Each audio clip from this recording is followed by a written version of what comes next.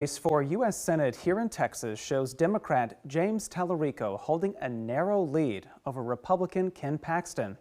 The results shared today by the University of Texas and the Texas Politics Project come just 2 months after their previous poll had Paxton in the lead. Let's dive into more about why that may be with James Henson. He is the director of the Texas Politics Project and a frequent guest here on our show. Jim, welcome back. We appreciate it. Great to be with you.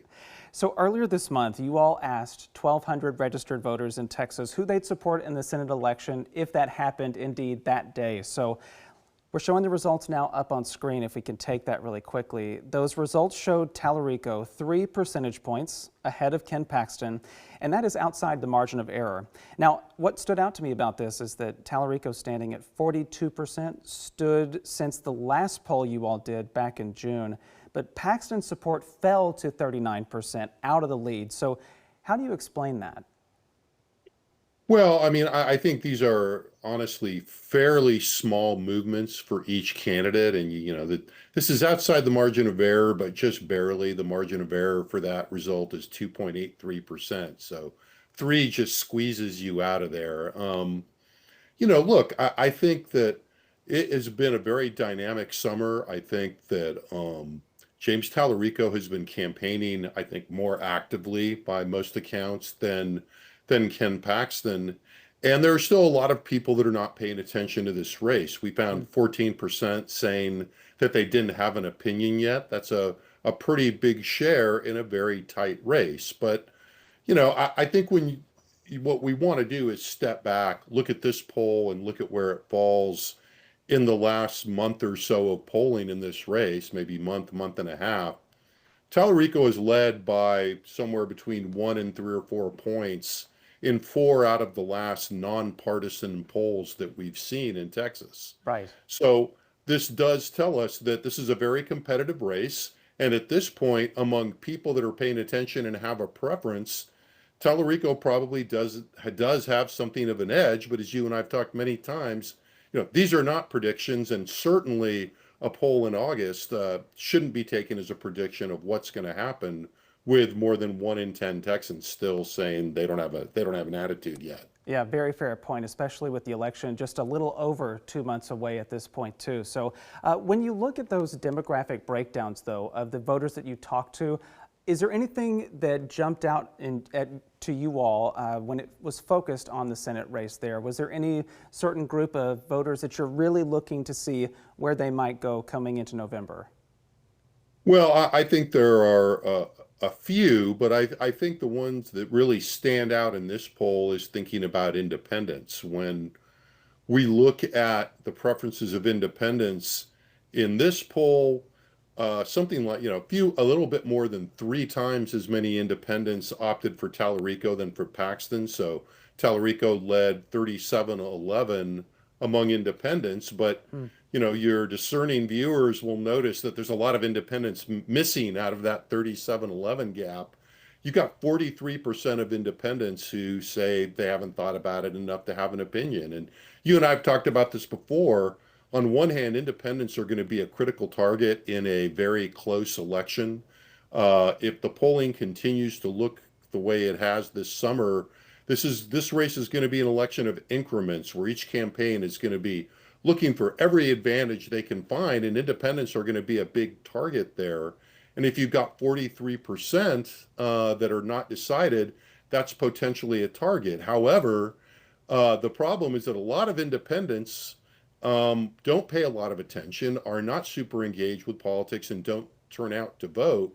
So it's hard for us to know if those 43% are simply not going to show up, or they're not paying attention, and some share of them will show up on election day because it's a high visibility, close election, but we still don't know how many.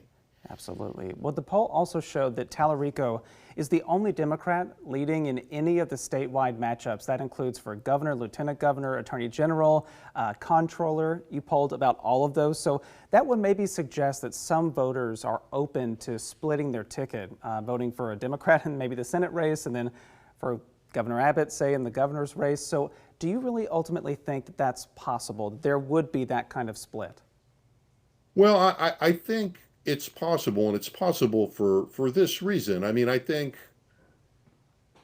the Senate race is just so different right now than all of the other races. All those other races you mentioned, the gap between the candidates is between, about 5 and 7 points, with the Republican enjoying the advantage in all of them. And you look at the generic legislature, state legislature and congressional race, though in those ballots, the gaps are, I think, 4 in the congressional generic ballot, and 6 in the generic legislative ballot.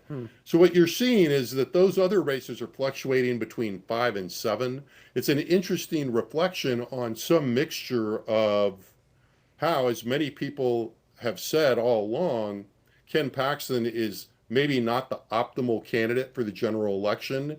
And on the other hand, James Talarico is an unusually strong Democratic candidate. So I think when you look at the similarity in the numbers and the margins in those down ballot races, it tells us that this is still much more competitive than we usually see in Texas, but that those races, most of those candidates benefit perhaps from not being Ken Paxton and not running against James Talarico. One more topic I want to ask you before we let you go this afternoon. Data centers are obviously a big hot topic right now, with lots of the candidates rolling out different plans about all kinds of regulations they would like to see should they win their races. What did the poll tell you all about how Texans and voters out there are feeling about the prevalence of these kinds of facilities?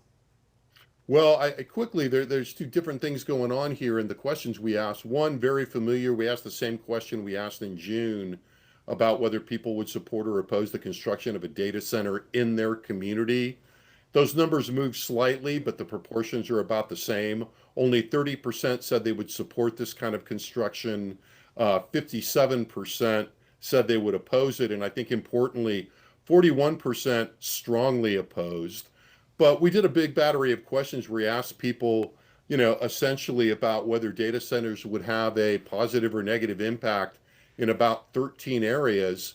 People saw positive impacts in big macroeconomic areas like access to technology and the economy, but they were more negative and more intensely negative on issues that are very important in Texas, like the water supply and the reliability of the grid. So I think on balance, there's still a lot of doubt about data centers, but Texans have pretty sophisticated read of the situation, frankly, and in weighing the costs and benefits right now, they're coming out on the negative side.